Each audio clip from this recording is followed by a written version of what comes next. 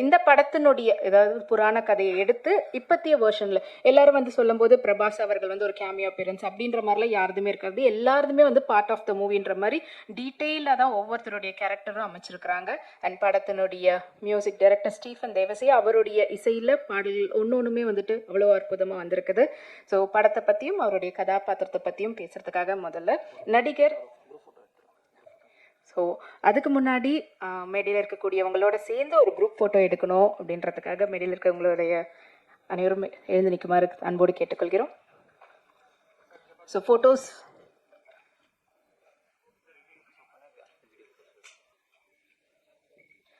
Photos எடுத்ததுக்கப்புறமா video எடுக்கணுன்றவங்க எடுத்துடுங்க. நீங்கள் எடுத்ததுக்கப்புறமா ஓகே சொன்னீங்கன்னா நம்ம வந்து பேச கூப்பிடலாம். நன்றி. அண்ட் முதலாவதாக நடிகர் சம்பத் ராம் அவர்களை பேசுமாறு அன்போடு கேட்டுக்கொள்கிறோம். தொடர்ந்து பல கதாபாத்திரங்கள்ல பார்த்துட்டு இருக்கிறோம். அண்ட் இப்போ வந்து பார்த்தீங்கன்னா ரொம்பவே ஒரு டிஃப்ரெண்டான கெட்டப்ல வந்திருக்கிறீங்க சார். ஒரு சில வார்த்தைகள்.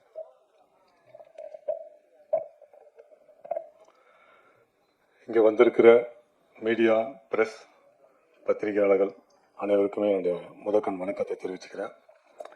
மேடையில் இருக்கிற சரத்குமார் சாருக்கு என்னுடைய வணக்கத்தையும் மரியாதையும் தெரிவிச்சுக்கிறேன். ஏன்னா அவரோட அரசுலேருந்து இந்த பயணம் ஆரம்பித்து இது 8வது படம் அவரோட நடிக்கிறேன். பல வெற்றி படங்களில் அவரோட நான் சின்ன சின்ன கேரக்டர் நடிச்சிருக்கேன். இந்த படத்துலையும் ஒரு முக்கியமான கதாபாத்திரத்தில் நடிச்சிருக்கேன். ரொம்ப ரொம்ப நன்றி சார். ஆரம்ப காலகட்டத்திலேருந்து எனக்கு வந்து சப்போர்ட் பண்ணிகிட்ருக்கீங்க. அரசு படம் முடிஞ்ச உடனே அவர் வந்து எனக்கு KS ரவிக்குமார் சார்கிட்ட இப்போ அவர் ஷூட்டிங் ஸ்பாட்டில் இருக்கும்போது என்னை இன்ட்ரடியூஸ் பண்ணி இவருக்கு ஏதாவது நல்ல கேரக்டர் கொடுங்கன்னுலாம் சொல்லி என்னை ரெக்கமெண்ட் பண்ணியிருக்காரு. என்னுடைய நன்றியை தெரிவிச்சுக்கிறேன் சார். அதே மாதிரி எடிட்டர் ஆண்டனி சார், சைனர் அப்படிங்கிற ஒரு கன்னட படம் நான் பண்ணும்போது அவர் தான் அந்த படத்தோட எடிட்டரு. அதுதான் என்னோடய ஃபஸ்ட்டு படம் அவருடைய எடிட்டிங்கில் வருது. ரொம்ப ஒரு அற்புதமான ஒரு எடிட்டர், எல்லாருக்கும் தெரியும். இந்த படத்தில் அவருடைய ஒர்க்கு வந்து அந்த அளவுக்கு பேசப்படும். லாஸ்ட்டு சனிக்கிழமை ஹைதராபாத்தில் நடந்த இந்த கண்ணப்பா திரைப்படத்துடைய ப்ரீ லான்ச் ஈவெண்ட் வந்து அவ்வளோ கிராண்டாக நடந்தது. அதாவது அந்த ஈவெண்ட்டே வந்து ரொம்ப சக்ஸஸ்ஃபுல்லான ஒரு திரைப்படத்தை முன்ன பார்த்த மாதிரி ஒரு சந்தோஷம் கிடைச்சிது. அதில் படம் பார்த்த பிரம்மானந்தம் சார், அப்புறம் ரைட்டர் ரவி சார், அப்புறம் எடிட்டரு நம்ம ஆண்டனி சார், இவங்க எல்லாருமே சொன்னது என்னன்னா, after the entry of Prabhas sir இந்த படம் வந்து வேற லெவலில் இருக்கும் அப்படின்னு தான் எல்லாருமே பார்த்தவங்க எல்லாருமே சொன்னாங்க. ஏன்னா அந்த அளவுக்கு வந்து இந்த படம் டைம் போகிறதே தெரியாத அளவுக்கு மிக பிரம்மாண்டமாக ஃபர்ஸ்ட் கிளாஸாக வந்திருக்குன்னு படம் பார்த்தாங்க எல்லாருமே. அதாவது நம்ம சும்மா சொல்கிறதுக்கும் அடிமனசுலேருந்து சொல்கிறதுக்கும் நிச்சயமாக நம்ம பார்க்கும்போதே தெரியும். ஸோ அந்த அளவுக்கு படம் பார்த்த ஒரு 3-4 பேர் தான் பேசினாங்க. அதை பற்றி அடிமனசுலேருந்து அவ்வளோ சந்தோஷமாகவும் அவ்வளோ நம்பிக்கையாகவும் இந்த படத்தை பற்றி சொல்லியிருக்காங்க. நிச்சயமாக இந்த படம் வந்து 100% ஒரு வெற்றி படமாக எல்லாருக்கும் பிடிச்ச ஒரு படமாக இருக்கும் நான் ஆணித்தரமாக சொல்கிறேன். அதே மாதிரி இந்த படத்தோட மியூசிக் டைரக்டர் ஸ்டீஃபன் தேவசி, உண்மையிலேயே அவர் ஒரு ஹீரோ ஆஃப் த ஃபிலிம்னு சொல்லலாம். ஏன்னா அன்னைக்கு விழாலேயே வந்து கலக்குனாரு முந்தானத்து ஹைதராபாத்தில். அந்த அளவுக்கு அவரோட சாங் வந்து எல்லாருமே ஈர்த்துது. சரசா கூட அந்த சாங்கை 1 more போடுங்க அப்படின்னு அவருக்காக 1 more கூட பாடி காமிச்சாங்க. ஸோ அந்த அளவுக்கு வந்து சாங்ஸும் ரொம்ப சூப்பராக வந்திருக்கு. அதே மாதிரி இதோட RR வந்து எக்ஸ்ட்ராடனரியாக வந்திருக்கும் அப்படின்னு படம் பார்த்தவங்க எல்லாருமே சொல்கிறாங்க. நிச்சயமாக இந்த படம் எல்லாருக்குமே பிடிச்ச ஒரு படமாக இருக்கும். இந்த மொத்த குரூவுமே இன்னைக்கு வந்து இங்கே ஒரு பெரிய ஈவெண்ட்டாக நடத்தலான்னு தான் இருந்தாங்க. பட் இந்தியா முழுக்க பல நகரங்களுக்கு போய் இந்த படத்துடைய ப்ரீ லான்ச் ஈவெண்ட்ஸ் நடத்துறதுனால, அடுத்தடுத்து வர வெள்ளிக்கிழமை ரிலீஸ் ஆகிறதுனால இதை ரெப்ரசன்ட் பண்ணுறதுக்கு இந்த சின்ன குழு மட்டும் நாங்கள் மட்டும் வந்திருக்கோம். இந்த படத்தை நீங்கள் எல்லாரும் மக்கள்கிட்ட கொண்டு போய் சேருங்க. இந்த மாதிரி படங்கள், சரித்திர முக்கியத்துவம் வாய்ந்த படங்கள் வந்து இது மக்கள்கிட்ட போய் சேர்ந்தால் தான் இது வந்து ஒரு சக்ஸஸ்ஃபுல்லான ஒரு படமாக அமையும். அதுக்கு நீங்கள்லாம் சேர்ந்து இந்த படத்தை மக்கள்கிட்ட கொண்டு போய் சேர்க்கணும். இந்த படத்தை எல்லாருமே தியேட்டரில் போய் பார்த்து உள்ளே போயிட்டாங்கன்னா நிச்சயமாக என்ஜாய் பண்ணுவாங்க. ஸோ அது போக விற்க வேண்டியது உங்களுடைய கையில் தான் இருக்குது. வாய்ப்புக்கு நன்றி. இந்த படத்துடைய ப்ரொடியூசர் நடிகர் மோகன் பாபு சாருக்கு என்னோட மனமார்ந்த நன்றியை தெரிவிச்சுக்கிறேன். ஏன்னா அவர் இல்லைன்னா இந்த படத்தில் நான் இல்லை. 2002 அவரை முதல்ல சந்தித்தேன். என்னோட நண்பன் கோலா ஆனந்த் அவர் தான் என்னை இன்ட்ரடியூஸ் பண்ணார். அன்னிலேருந்து தொடர்ந்து அவரை ஃபாலோ பண்ணி விஷ்ணு மஞ்சு சாருடைய முதல் படமான விஷ்ணு அப்படிங்கிற தெலுங்கு படத்தில் ஒரு சின்ன கேரக்டரில் வாய்ப்பு கொடுத்தாரு. அதுக்கப்புறம் காயத்ரி அவர் ஹீரோவாக பண்ண படத்தில் வாய்ப்பு கொடுத்தாரு. அதுக்கப்புறம் இந்த படத்தில் ஒரு முக்கியமான கதாபாத்திரம் கொடுத்துருக்காரு. ஸோ தொடர்ந்து முயற்சி பண்ணால் நிச்சயம் ஒரு நல்ல நிலைமைக்கு வருவோங்கிறதுக்கு இதுவும் ஒரு சின்ன உதாரணமாக நான் எடுத்துக்கிறேன். ஏன்னா தொடர்ந்து அவரை ஃபாலோ பண்ணேன். இங்கேருந்து திருப்பதியில் போய் பார்ப்பேன், அவர் எப்பாவது காலாஸ்ட்ரி வந்தாருன்னா அங்கே போய் பார்ப்பேன், ஹைதராபாத்தில் போய் பார்ப்பேன். வந்து உண்மையிலே அந்த ஆண்டவனுடைய அருள் தான் நான் சொல்லணும். நிச்சயமாக இந்த படம் ஒரு மிகப்பெரிய ஒரு வெற்றி படம் அமையும். வாழ்த்துக்கள். நன்றி சார். அடுத்தபடியாக அவர் சினிமா துறைக்கு வந்து 25 ஆண்டுகளாகி பல வெற்றி படங்களை வந்து கொடுத்துட்டு இருக்கிறாங்க. ஸோ எடிட்டர் ஆண்டனி அவர்களை பேசுமாறு அன்போடு கேட்டுக்கொள்கிறோம். Hi to all the press and media. இந்த படம் வந்து ஐ வுட் லைக் டு எனக்கு வந்து ஃபஸ்ட்டு மோகன் பாபு சாருக்கு நன்றி சொல்லணும், அண்ட் விஷ்ணு மஞ்சு அவங்களுக்கு நன்றி சொல்லணும், ப்ரொடியூசர்ஸ் சாருக்கும் நன்றி சொல்லணும். இந்த படத்தை இங்கே தமிழ்நாட்டில் ரிலீஸ் பண்ணுறாங்க.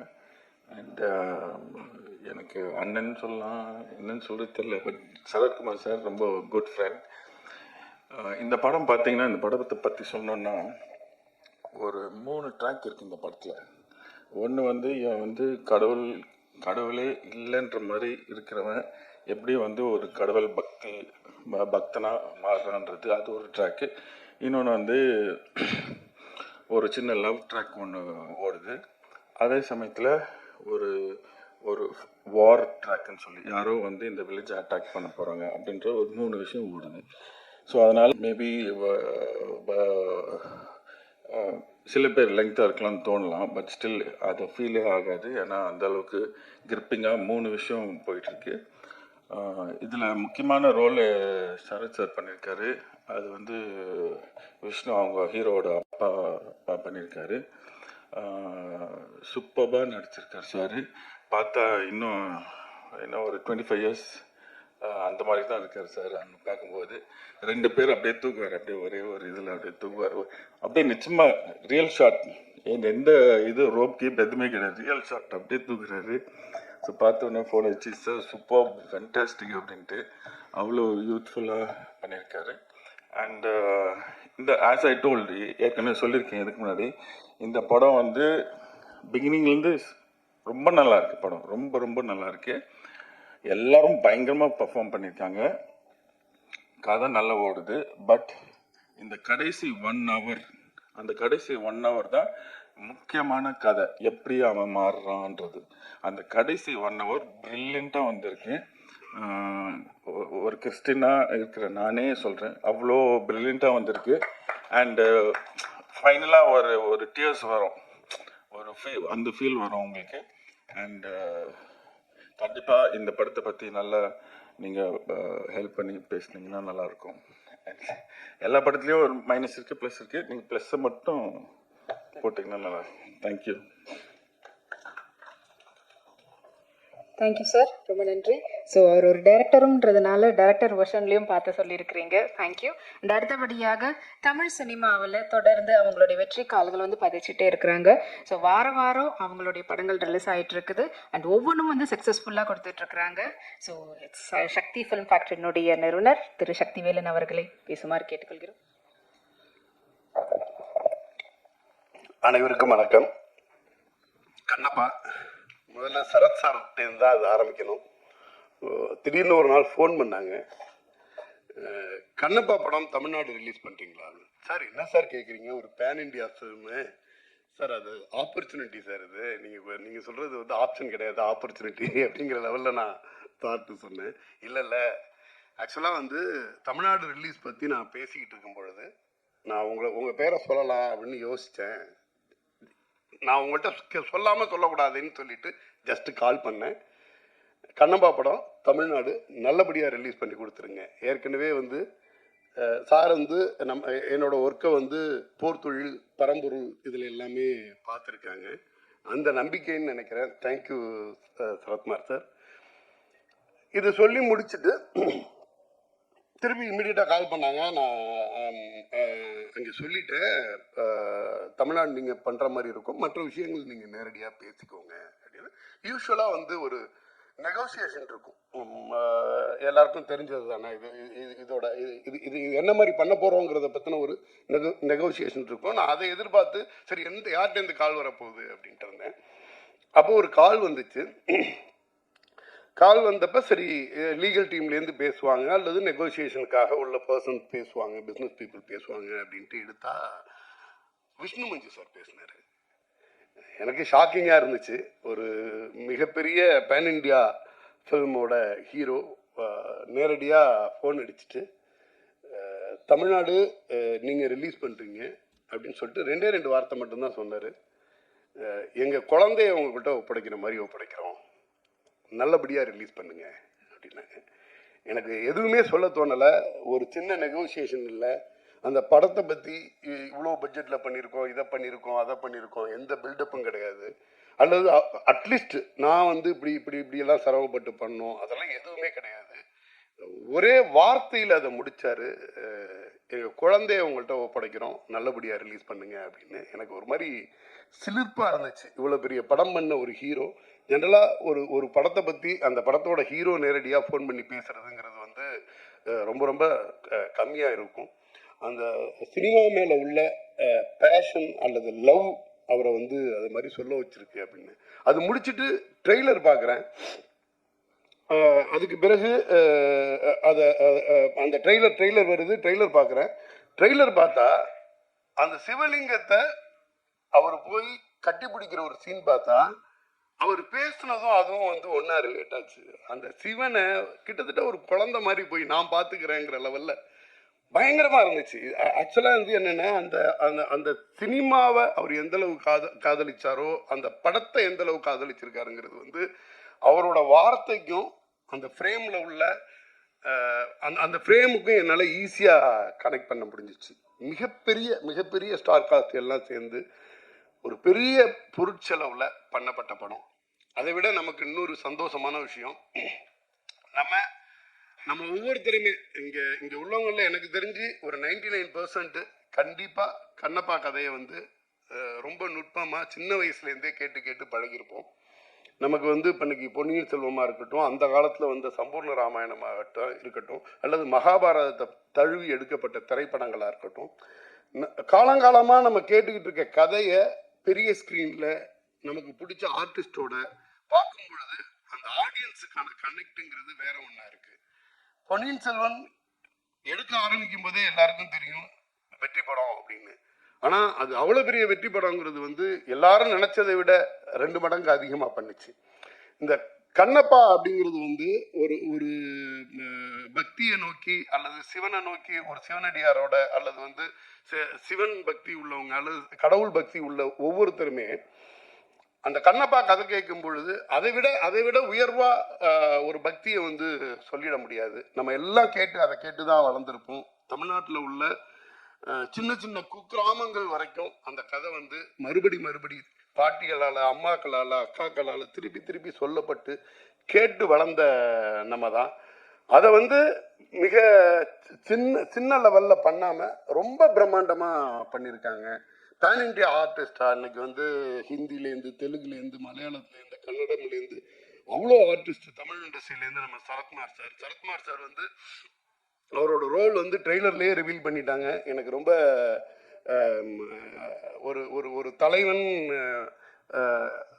கடவுள் மேலே ரொம்ப பக்தியாக இருக்கக்கூடிய ஒரு தலைவனுக்கும் தன்னோட பையன் பெரிய அளவில் பக்தி மார்க்கத்தில் இனிஷியலாக இல்லாத ஒருத்தருக்குமான ஒரு கனெக்ஷனை ஸ்டார்ட் பண்ணி ஓப்பன் பண்ணாங்க ட்ரெய்லர்லேயே. ஆலயம் ப்ரொடக்ஷனில் தசரதன்னு ஒரு படம் சார் ஹீரோவாக பண்ணியிருப்பாங்க. அதில் வந்து ரொம்ப சாத்வீகத்தை சொல்லிக்கிட்டு இருக்க சிவகுமார் ஐயாவுக்கு பையனா ரொம்ப ஆக்ரோஷமாக ஒரு போலீஸ் அதிகாரியாக வருவார் சார். அது வந்து ஒரு அந்த காலகட்டத்தில் இருக்கக்கூடிய கரண்ட்டில் உள்ள ஒரு ஸ்டோரி. பழைய இது பார்க்கும் பொழுது எனக்கு வந்து சிவகுமார் சாரோட பையனாக நடித்த சரத்குமார் சார் இன்னைக்கு வந்து விஷ்ணு சாரோட அப்பாவா, ஒரு தலைவனா, ஒரு ஒரு முக்கிய முக்கிய இடத்தோட, ஒரு கூட்டத்தோட, குழுவோட தலைவனா ரொம்ப அழகா எனக்கு கனெக்ட் ஆச்சு. அது என்னென்ன சாதாரணமாகவே அந்த மாதிரியான ஒரு கேரக்டர் வந்து ரொம்ப அழகாக பண்ணிட்டு போகக்கூடிய ஆள் சரத்குமார் சார். அது ரொம்ப பொருத்தமாகவும் இருந்துச்சு. இந்த இந்த திரைப்படம் பட்டி தொட்டி எல்லாம் வந்து மிகப்பெரிய அளவில் வெற்றி பெறணும். இது இது வந்து என்னென்னா ஒரு உயர்ந்த நோக்கத்துக்காக ஏதோ சும்மா ஒப்பைத்தலோ இதுவோ இல்லாமல் நிறைய நிறைய உழைப்புகளோடையும் கனவுகளோடையும் தயார் பண்ணியிருக்காங்க. ஜென்ரலாக நம்ம எடிட்டர் ஆண்டனி சாரோட கத்திரி மட்டும்தான் பேசும். அவரே இவ்வளோ நேரம் பேசியிருக்காருன்னா அது வந்து என்னென்னா படத்தில் விஷயம் இல்லாமல் அவ்வளோ நேரம் பேச மாட்டார். ஆக்சுவலாக இந்த படத்தோட கிளைமேக்ஸ் 1 hour கூஸ் பம்ப் அப்படின்னு சொல்லி ஒரு எடிட்டர் சொல்கிறது, அது மற்ற எடிட்டரை கூட சொல்ல வச்சிடலாம், அவரை சொல்ல வைக்க முடியாது. அவர் 2 வாரத்துக்கு மேலே பேச மாட்டார். எனக்கு தெரிஞ்சு அதிகமாக பேசி நான் அவரை பார்த்தது இந்த ஸ்டேஜில் தான்.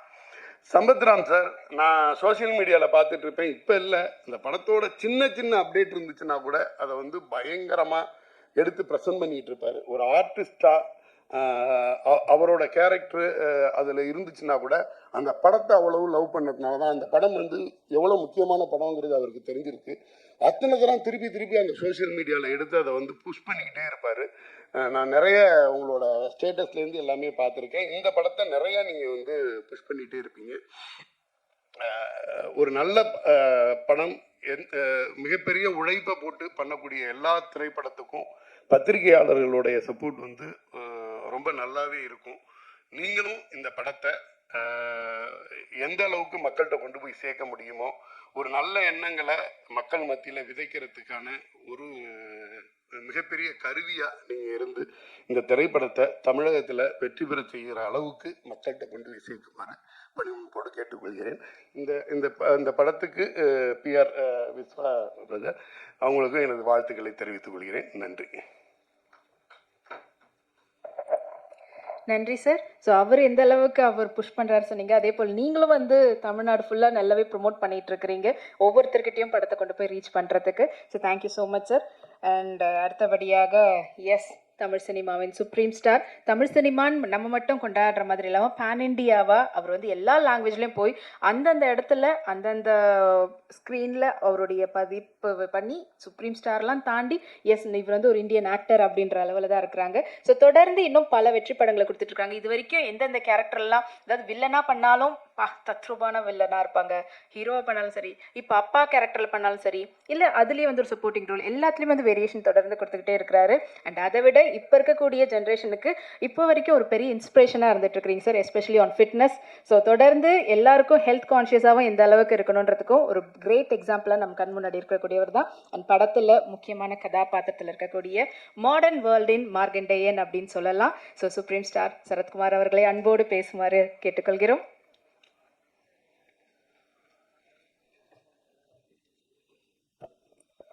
அனைவருக்கும் வணக்கம். காலத்தாமதத்துக்கு வருந்துகிறேன். ஏன்னா 1:30 மணிக்கு வரேன், 1 மணிக்கு வரேன்னு, இல்லை நீங்கள் 2 மணிக்கு வந்தால் போதும்னு சொன்னாங்க.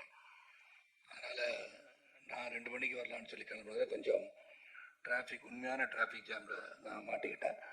மணி மாதிரி இல்லை, ஏன்னா மணி வந்து மெதுவாக வர்றாரு, வந்து முன்னாடி வர உட்காந்துட்டார், நான் தான் முதல்ல வந்தேன்ன மாதிரி. ஸோ வருகை தந்திருக்கின்ற அனைவருக்கும் என்னுடைய நன்றி கலந்த வணக்கத்தை தெரிவித்துக் கொள்கின்றேன். கண்ணப்பாவோட ப்ரீ ரிலீஸ் ஈவெண்ட் வந்து தமிழ்நாட்டில் மிகப்பெரிய லெவலில் பண்ணணும்னு எம்ஜிஆர் யூனிவர்சிட்டியில் வந்து பிளான் பண்ணிகிட்டு இருந்தாங்க. அது பல காரணங்களுக்காக இந்த படமும் வந்து 27ஆம் தேதி ரிலீஸ் பண்ணும்போது ஏற்கனவே ப்ரீ ரிலீஸ் ஈவெண்ட் முந்தானத்து வந்து ஹைதராபாத்தில் பண்ணாங்க. அப்போ நான் வந்து சென்னையில் வந்து நம்ம பண்ணுற ஈவெண்ட் பண்ணாமல் இருந்தால் அது எப்படி இருக்கும்னு சொல்லி யோசனை பண்ணி நம்ம ஒரு ப்ரெஸ் மீட் நான் அவங்களெல்லாம் சந்திச்செல்லாம் நான் ஐடியா பண்ணேன். அப்புறம் விஷ்ணுகிட்ட சொன்னீங்க, அங்கிள் நம்மளே பண்ணலாம், நீங்கள் ரெப்ரசென்ட் பண்ணிடுங்கன்னு சொல்லி இங்கே யார் தான் வந்து எடுத்து இருந்தாங்க. சம்பித்ராம் இருந்தாங்க, அப்புறம் டிஸ்ட்ரிபியூட்டர் சக்திவேல் சார் இருந்தாங்க. ஸோ அவங்களாம் வச்சு நாங்கள் பண்ணிடுறோம், என்னதான் இருந்தாலும் கிளிட்ஸ் அண்ட் கிளாமர் கொஞ்சம் இருந்தால் நல்லாயிருக்கும்னு சொல்லி விருப்பப்பட்டு நீங்கள் பார்த்துட்டு இருந்தேன். நான் பார்த்தேன். ஏன்னா சில பேர் கேட்டாங்க, என்ன போன தடவை மதுபாலா வந்தாங்க வரலையான்னு கேட்டாங்க. ஸோ இந்த மாதிரி கேள்வி வந்து கேட்டவங்களாம் இருக்காங்க, 3வது ரோல் உட்காந்துருக்காங்க.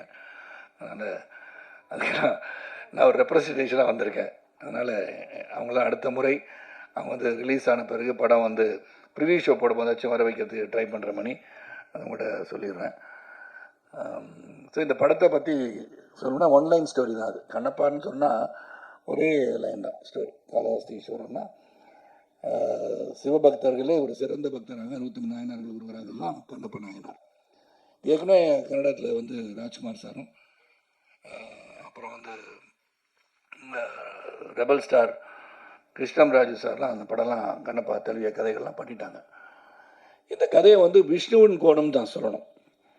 ஏன்னா ஒரு பிலீவர் நான் பிலீவர்களில் ஒரு போராட்டம் தான் ஃபர்ஸ்ட் ஹாஃப். அதுக்கப்புறம் எப்படி அவர் வந்து ஒரு இவ்வளோ பெரிய சிவபக்தனாக மாறியதுக்கு காரணம் என்ன தான் அந்த படத்தோட கரு. இது வந்து முதல்ல ஒன்று நான் சொன்னால் மோகன் பாபு சாருக்கும் விஷ்ணுக்கும் நான் வந்து என்னுடைய வாழ்த்துக்களை தொடர்ந்து சொல்லிக் கொண்டே இருக்க வேண்டிய அவசியம். ஏன்னா ஹெவன் ஆன் அர்த் அப்படின்னு சொன்னால் எங்கே இருக்குன்னு பார்த்தோன்னா, எங்கே வந்து இந்த சொர்க்கம் பூமி எங்கே இருக்குது அப்படின்னு தேடினோம்னா இந்த நியூசிலாண்டை போய் செலக்ட் பண்ணாங்க. அப்பழுக்கற்ற ஒரு பூமியாக தெரிந்தது. நீ பார்த்தீங்கன்னா இந்த படத்தில் இருக்கிறலாம் நேச்சுரல் கலர்ஸ்ன்னு சொல்லலாம், தைரியமாக சொல்லலாம். இதெல்லாம் டிஏயில் கரெக்ஷன் பண்ணாங்க, கலர் கரெக்ஷன் பண்ணாங்க. அது ரொம்ப மினிமலாக இருக்கும்னு நினைக்கிறேன். ஏன்னா அங்கே வந்து அந்த நியூசிலாண்டு ரோட்டருவான்ற இடத்துக்கு போகும்போது ஒரு 10 நாள் ஷூட்டிங் போகலாம், 15 நாள் ஷூட்டிங் போகலாம், 20 நாள் ஷூட்டிங் போகலாம். 120 நாளுக்கு மேலே ஒரு வெளிநாட்டில் போய் படம் எடுக்கிறது சாதாரண விஷயம் கிடையாது. நான் பொருட்செலவை பற்றி நான் சொல்லவில்லை, அந்த எஃபர்ட்டு சொல்கிறேன். ஏன்னா ஒரு செரீன் பியூர் பியூட்டிஃபுல் பிளேஸ் இப்படி தான் வந்து அந்த காலத்தில் இப்படி தான் இருந்திருக்கும் இந்த உலகம் அப்படின்னு நினச்சி அதை செலக்ட் பண்ணியிருக்காங்க. அதுக்கு முதல்ல அதே ஒரு பெரிய கண்ணுக்கு குளிர்ச்சியான ஒரு உணர்வை ஏற்படுத்தி இந்த படமாக தான் நான் அதை பார்க்குறேன். நல்ல குளிர் தான். அந்த குளிரில் டிசிப்ளினோட அந்த வேலையை முடிக்கணும்னு சொல்லி ஒரு 7000 ஏக்கர்ஸில் ஒரு இடத்த வந்து பார்த்து அங்கே சில செட்டுகள் போட வேண்டியதாக வார் சீன் எல்லாத்தையும் பண்ணுகின்ற அளவிற்கு சிறப்பாக வந்து பண்ணாங்க. ஸோ ஹேட்ஸ் ஆஃப் டு மோகன் Babu sir and Vishnu Manju for the effort. அந்த பிஹைண்ட் அவங்க பின்னாடி இருந்த கேமராவுக்கு பின்னாடி இருந்த எல்லாருக்கும் என்னுடைய நன்றியை சொல்லணும். இல்லை ஆந்திரி சொன்னது மாதிரி, இப்போ சக்திவேல் சொன்ன மாதிரி சரி, சம்பத்ரா சொன்ன மாதிரி, இதில் வந்து இந்த போராட்டம் வந்து ஸ்டார்டிங் வித் சின்ன வயசுலேருந்து பார்த்தீங்கன்னா அந்த சிறுவன் கல்லை தூக்கி எறிய இது கல்லுன்னு சொல்லி பராசக்தி போல வசனங்கள் பேசுகின்ற ஒரு காட்சி அமைப்பெல்லாம் அமைஞ்சிருக்கும். ஏன்னா ஒரு இது வந்து சக்தி எப்படி வருது, இந்த கல் தானே இது, இதுக்கெல்லாம் பலிலாம் கொடுக்குறோமே அப்படின்னு ஒரு பெரிய மனப்போராட்டத்தில் இருப்பவர் தான் தின்னா. நம்ம கண்ணப்பாக மாறுகிறார். நான் வந்து தின்னாவோட ஃபாதர் நாத்து நாடுவாக நடிச்சிருக்கேன். ஏன்னா எனக்கு வந்து பல முறை வந்து மோகன் பாபு சார் 13-14 வருஷமாக இந்த படம் பண்ணு சார், அந்த படம் பண்ணுன்னு சொல்லும் போதெல்லாம் எனக்கு பண்ண முடியாமல் போச்சு. ஆனால் இந்த கதை வந்த உடனேயே அந்த முகேஷ் குமார் சிங் வந்து மிகப்பெரிய அளவில் மகாபாரத்தை டைரக்ட் பண்ணி பெரிய அளவில் வெற்றி கொடுத்துருந்தார். அவர் இன்னொரு ப்ராஜெக்ட் வச்சுருக்கார். மகாபாரதம் வந்து ஒரு 3000 கோடியில் பண்ணணுன்ற மிகப்பெரிய ஆசையோட அதை இன்னும் கொஞ்சம் பெருசாக பண்ணணும்னு ஆசைப்பட்டுருக்கார். அவர் கனவுகள் பலிக்கட்டும் சொல்லி அவரை வந்து செலக்ட் பண்ணி மோகன் பாபு சார் மகாபாரதம் வந்து ஹிந்தியில் வந்துச்சு, அவரை செலக்ட் பண்ணி கண்ணப்ப நாயனார் கதை எடுக்க சொன்னது வியப்பாக இருந்தாலும் சிறப்பாக எடுத்திருக்கிறான்னு சொல்லலாம். எனக்கு கொடுக்கப்பட்ட கேரக்டர் அதில் வந்து இந்த கான்ஃப்ளிக்ஸ் பிட்வீன் மீ அண்ட் தின்னா, அதாவது விஷ்ணு, ரொம்ப சிறப்பாக அமைஞ்சிருந்துச்சு என்னை பொறுத்த வரைக்கும். ஏன்னா எடிட்டர் ஆந்தனிக்கு தான் தெரியும், சிறப்பாக நடிச்சிருப்போம், சிறப்பாக அமைஞ்சிருக்கோம். எதை வெட்டினார், எதை தூக்குனார், எதை சேர்த்தார் எனக்கு தெரியாது. ஆனால் நல்லபடியாக இருக்கேன்னு சொல்லிட்டார். அதே எனக்கு உத்தரவாதம் இருக்கேன்னா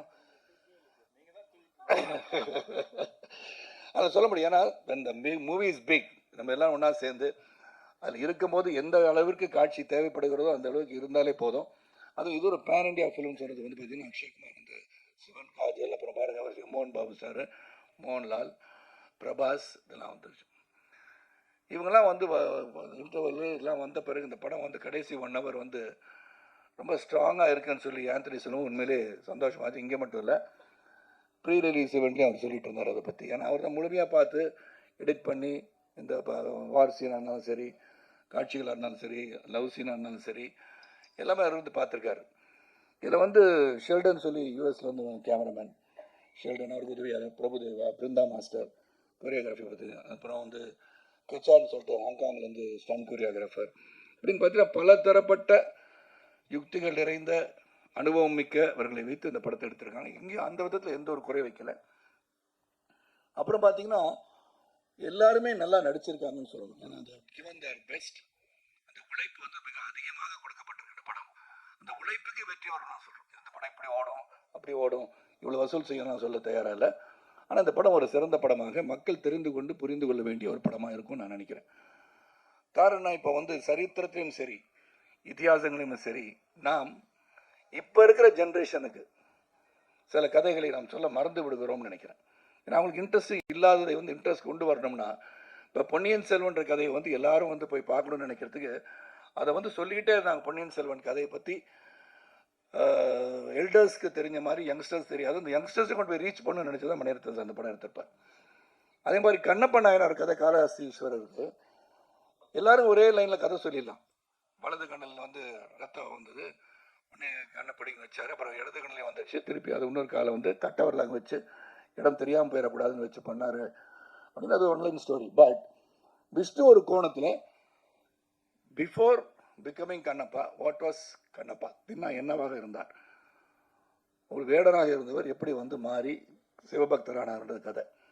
அது ஒரு சின்ன லைனாக இருந்தால் கூட ஒரு ஸ்டோரி, ஒரு இமேஜினரி ஸ்டோரி, பேக் ஸ்டோரின்னு சொல்லலாம். அது வந்து விஷ்ணுவோட கோணத்தில் ரொம்ப நாளாக விஷ்ணு வந்து ஆர்டினரியாக வந்து இது பண்ணல. Is Khan to research. பெரிய புராணத்தில் சொல்லப்பட்டது, எங்கெல்லாம் வந்து கண்ணப்பரை பற்றி கண்ணப்பா பற்றி பேசுகிறாங்க அப்படின்னு சொல்லி எடுத்து ஒரு மிகப்பெரிய எஃபர்ட்டோடு எடுத்திருக்காரு. அந்த எஃபர்ட்டுக்கு நிச்சயமாக வெற்றி வரணும்னு நினைக்கிறவனா, அந்த உழைப்புக்கு வெற்றி வருவதற்கு உங்களுடைய அன்பு ஆதரவு இந்த திரைப்படத்துக்கு வேணும். அது மட்டும் இல்லாமல் ஃபோக்லோர் அப்படி இங்கே சவுத்தில் இருக்கிற காளஹஸ்தியை சேர்ந்த இந்த கண்ணப்ப நாயனாரை பற்றி நம்ம அகில இந்தியாவுக்கு தெரியணும்னா இந்த கதை நிச்சயமாக அங்கே போய் சேரணும். ரெண்டாவது பக்தி. உங்களுக்கு 3 மணிக்கு மேலே வேற ஒரு இதுக்கு வந்துட்டாங்கன்னு நினைக்கிறேன்.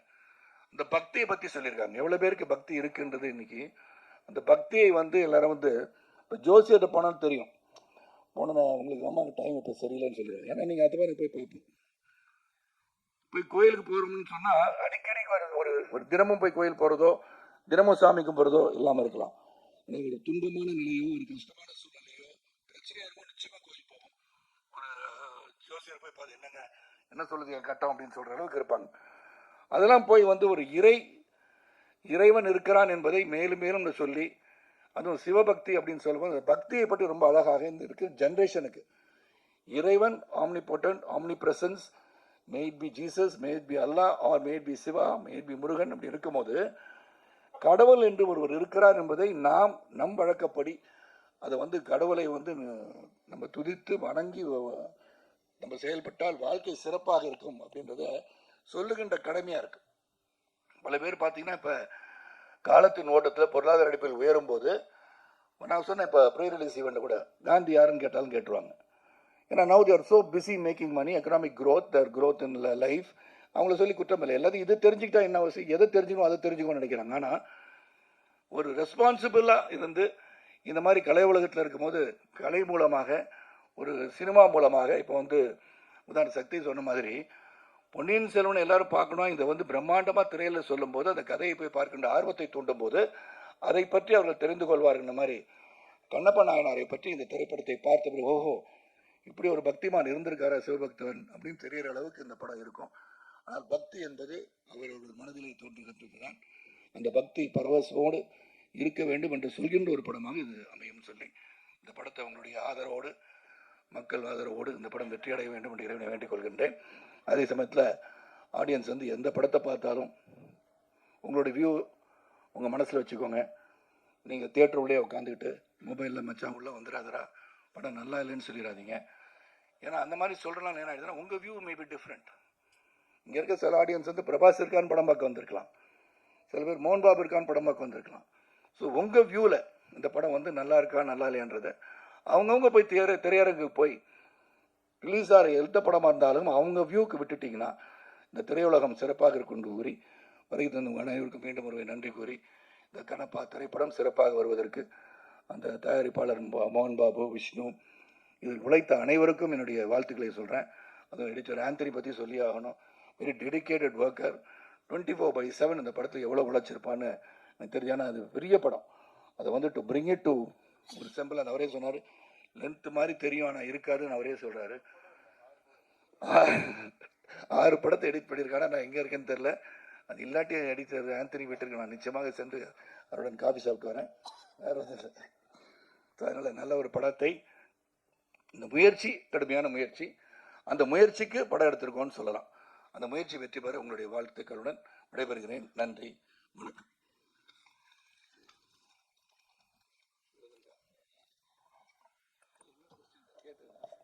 தேங்க்யூ.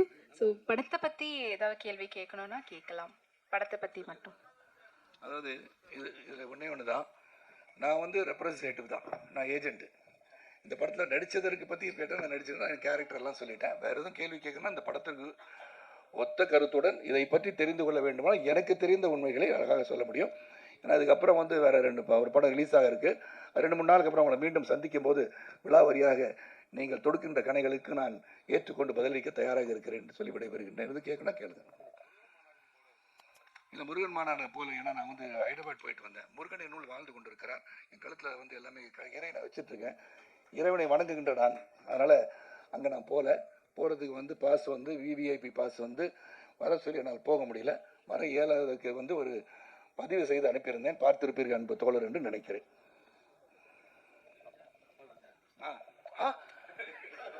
எங்கடா அவங்கள தான் தேடிட்டு இருந்தேன் நான். சொல்லுங்க பாஸ்.